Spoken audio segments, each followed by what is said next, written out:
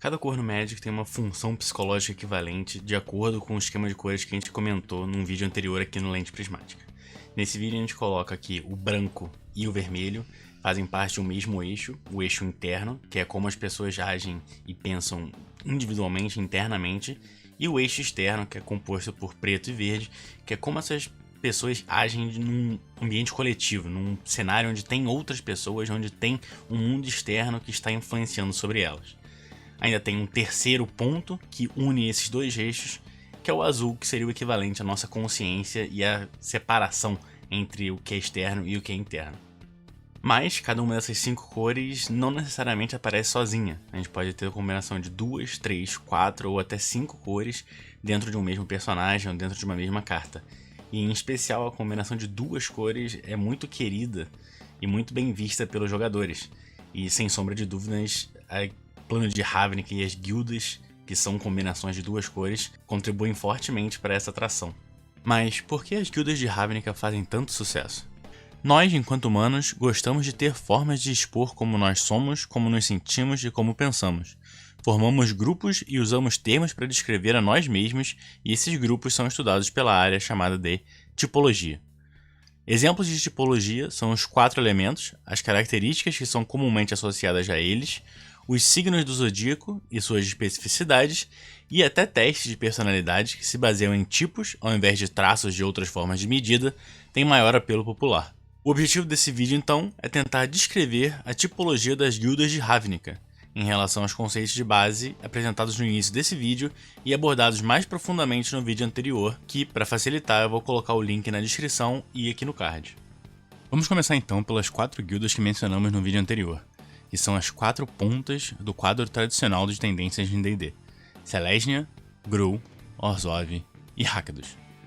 Logo de cara podemos identificar as características das 2 cores que compõem cada uma dessas guildas: o valor dado à ordem e à estrutura e o descaso pela dignidade da vida dos outros do Sindicato Orzhov, o mesmo valor por regras de ordem social, mas agora com um grande valor dado tanto para a vida como para a morte do Conclave Selesnya, a aceitação do ciclo natural da vida, que inclui a sobrevivência do mais rápido e a vontade de realizar seus próprios desejos e vontade dos clãs Gruul, e essa mesma vontade, mas de forma que terceiros não importam muito, tendo foco apenas em satisfazer a si mesmo do culto dos Rakdos. A ordem do branco aparece claramente em Selesnya e Orzhov, assim como o caos do vermelho em Gruul e Rakdos.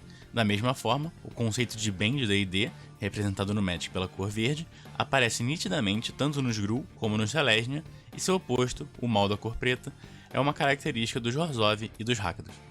E esses princípios aparecem de forma clara e não conflituosa nessas 4 guildas, porque as cores que compõem fazem parte de eixos diferentes. Na interpretação tradicional da Roda das Cores, 3 das 4 combinações são parte das chamadas cores aliadas, com exceção do Orzhov, já que o branco é uma cor inimiga do preto. No entanto, quando pensamos como funciona o Sindicato do Orzhov, e trazendo um pouco esses princípios para a realidade, vemos que tanto a ideia do branco de ordem como o individualismo do preto podem coexistir de forma extremamente coesa e pacífica. O Sindicato Orzhov funciona como uma igreja dentro do plano de Ravnica, e apesar de ter essa ligação religiosa, e que talvez até num passado tenha tido realmente uma motivação religiosa, o principal foco e a motivação do Orzhov atualmente é nas trocas e no dinheiro. E isso influencia também com o que acontece com a alma dos membros do grupo quando eles morrem. Eles muitas vezes ficam em débito aos Orzhov e seguem como servos mesmo após a morte. Então essa desvalorização da dignidade da vida dos outros, inclusive por interesse próprio, que é extremamente relacionado com a cor preta no Magic, dentro dos Orzhov está muito bem estruturada. Tem toda uma estrutura, é uma oligarquia religiosa, tem todo um aparato para manter o suporte a essa prática. Então tem todas as regras, tem toda a ordem social que está normalmente associada com o branco, a fins de motivos que estão associados com o preto. E os métodos e os objetivos funcionam de uma forma muito natural, muito coesa. E isso para mim acontece porque são cores que estão em eixos opostos. Novamente, dentro da combinação de 2 eixos, o azul age como uma união entre os dois. Então, vermelho e branco estão em um eixo, e preto e verde estão no outro eixo, que são unidos pelo azul. A seguir, então, temos as 4 combinações de cores com o azul: o Senado Azorius, a Casa de Mir, a Liga Izzet e o Conluio Simic. Novamente, temos os 4 princípios das cores sendo aplicados em tendências de comportamento.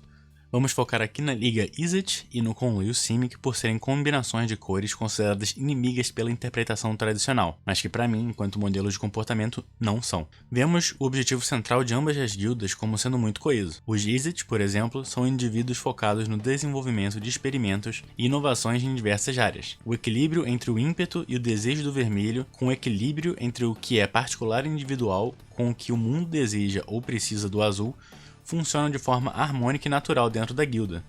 E o mesmo acontece nos Simic. A ideia central dos Simic é a preservação da natureza em meio ao ambiente urbano constantemente em expansão, e buscam melhorar a vida de forma, ainda que artificial, buscando a perfeição. Em nenhum momento a dignidade dos seres sencientes é desconsiderada ou há uma busca pela quebra do ciclo da vida, mesmo que exista a manifesta vontade de aperfeiçoar essa vida de qualquer forma possível. É uma representação de uma consciência se colocando como indivíduo dentro desse ciclo de nascimento, desenvolvimento e morte, e tentando achar a melhor forma possível de lidar com ele. Então, até agora nós falamos de 8 das 10 combinações de cores possíveis dentro do Magic.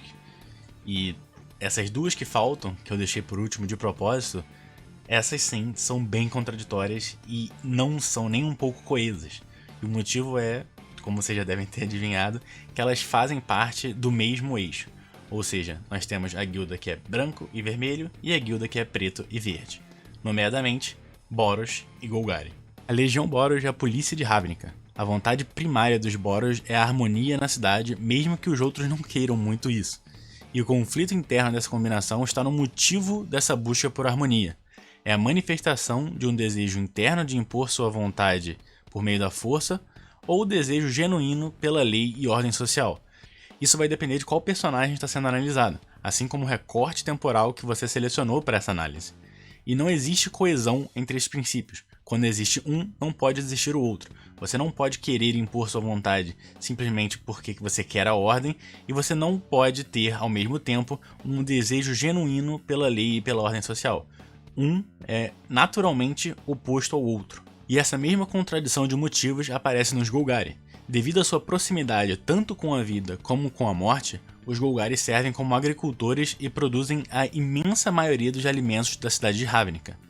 Os Golgari valorizam a vida e a morte igualmente, mas a direção natural do ciclo da vida é totalmente deturpada, sendo comum trazer os mortos de volta à vida na forma de zumbis, e em especial sem a preservação de grande parte de suas consciências e individualidade. É comum que os membros do enxame Golgari se comportem apenas seguindo ordens e agindo como um único organismo. A contradição interna se torna mais clara quando identificamos os objetivos por trás dessas atividades. O objetivo é manter o ciclo da vida e preservar a dignidade dos seres sencientes e usar a matéria morta para alimentar e promover novas vidas e crescimento, ou é trazer os mortos de volta à vida para continuar trabalhando, se reproduzindo e apenas sobrevivendo. Depende, assim como nos Boros, de qual personagem e qual recorte temporal você separa para analisar. Então a gente consegue identificar que dentro dessa tipologia natural das guildas de Ravnica, onde cada guilda representa tendências de comportamento e mais ou menos como funcionaria na vida real,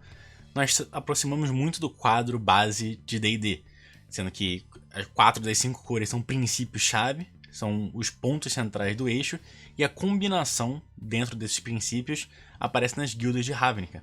Ou seja, se você tende a se identificar mais com o princípio de bom e caótico, você vai tender a gostar mais dos clãs Gruul. E se você vai para um outro caminho e prefere ficar em algo que seja mal, mas ordeiro, você vai chegar perto do sindicato do Jorzov.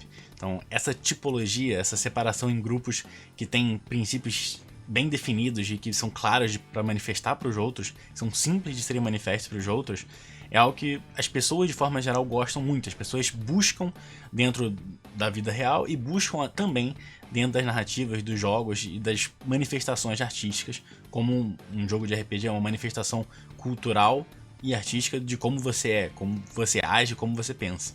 Então é natural que tem esse apreço pelas guildas de Ravnica, e algumas guildas mais do que outras, não apenas por mecânicas, mas também pela filosofia e os princípios por trás de cada uma dessas guildas.